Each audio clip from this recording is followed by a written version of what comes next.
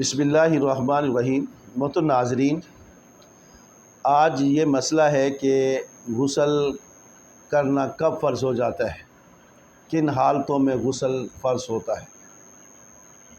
جوش اور شہوت کے ساتھ منی خارج ہونے کے بعد غسل کرنا فرض ہو جاتا ہے۔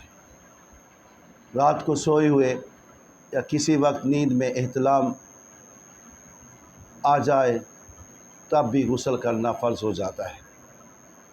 جماع کے بعد خواہ انزال ہو یا نہ ہو غسل کرنا فرض ہو جاتا ہے۔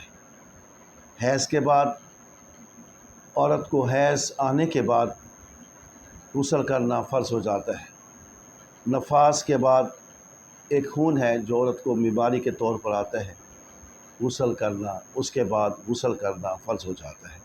آخر دعوانا ان الحمدللہ رب العالمین۔